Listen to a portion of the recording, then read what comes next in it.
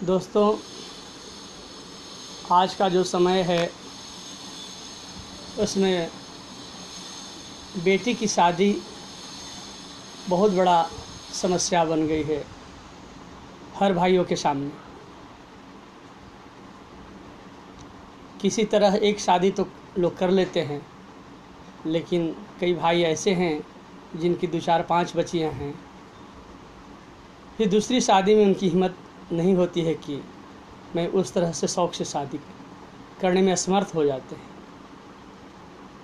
मैं अपनी टूटी फूटी भाषा में माँ सरस्वती की असीम कृपा और परम पूज्य स्वामी जी महाराज का आशीर्वाद और माता पिता का पुण्य का आशीर्वाद स्वरूप कुछ टूटी फूटी आवाज़ लय में मैं एक विदाई गीत आप लोगों के सामने गाने जा रहा हूँ।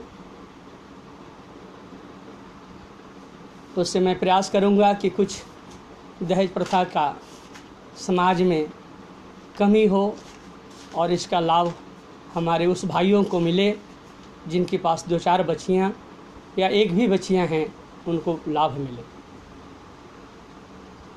मेरा प्रयास जब सार्थक होगा, जब इस विदाई गीत को सुनकर कुछ जीवन में अनुकरण करने का प्रयास करेंगे, तो मैं अपने आप को बहुत भाग्यवान मानूंगा कि हमारे भाइयों ने मदद किया बच्चियों की शादी में।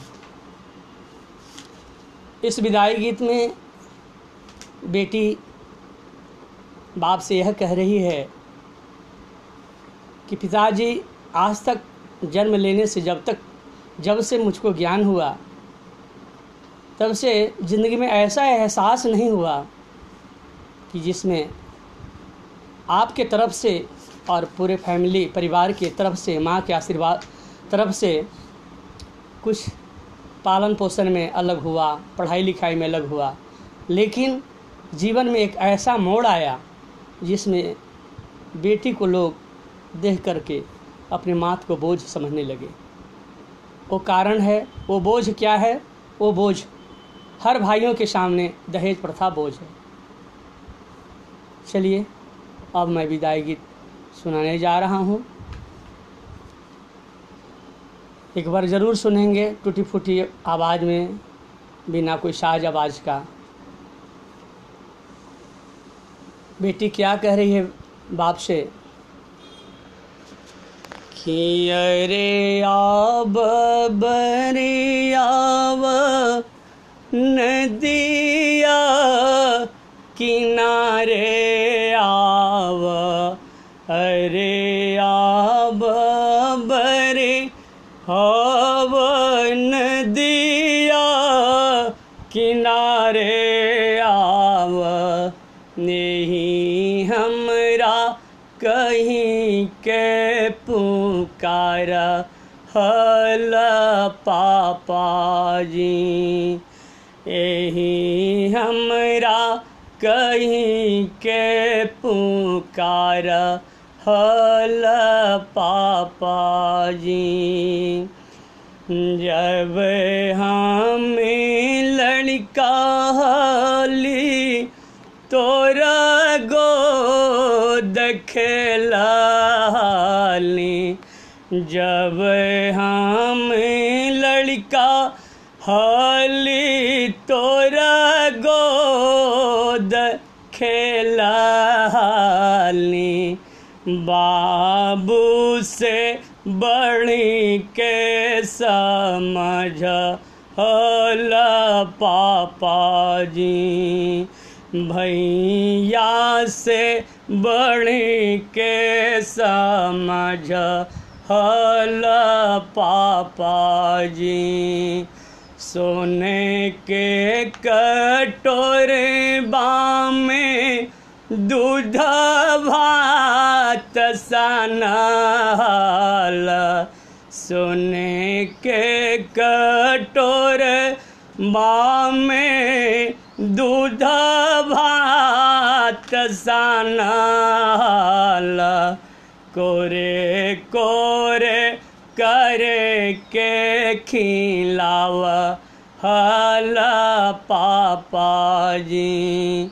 कोरे कोरे करे के खिलाव हल पापा जी। जब हम रुसली अगना में लोटाली, जब हम रुसली अगना में लोटाली, सुगा सुगा कही के मनाव हल पापा जी। करे जा कह के उठाव हल पापा जी। उस बच्ची को याद आ रहा है कि पूरे ज़िंदगी में माँ बाप को इतना प्यार मिला, अब दहेज प्रथा के कारण क्या कह रही है अपने बाप से कि धीरे धीरे से आन भेली घर के बलाया भेली, धीरे धीरे से आन भेली घर के बलाया भेली, अखिया के कटवा समझे लगला पापा जी। अखिया के कटवा समझे लगला पापा जी।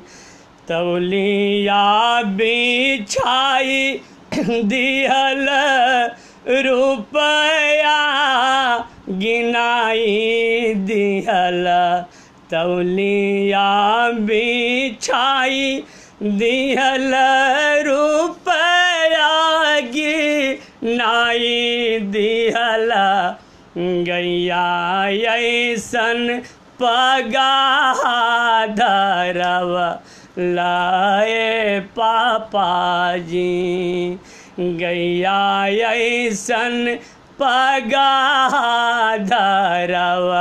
लाए पापा जी।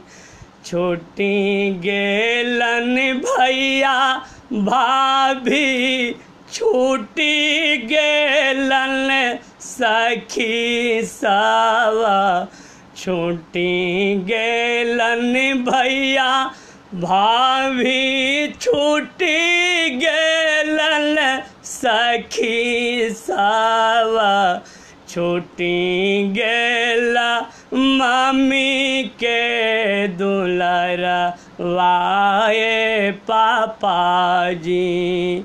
छूटी गेला मम्मी के सनेही आए पापा जी। करवा चढ़ते हमरा ये कमान कराले, करवा चढ़ते हमरा ये कमान कराले, चोलियानी काल प्राण देतिए पापा जी। चुड़ियानी काल प्राण देतिए पापा जी। अरे आव बरे आव नदिया किनारे आवा, अरे आब बरे आव नदिया किनारे आव, यही हमरा कही के पुकारा हाला पापा जी। यही हमरा कही के पुकारा हाला पापा जी, भैया से बढ़ के समझ हाला पापा जी, सुगा सुगा कही के मनाव हाला पापा जी। धन्यवाद।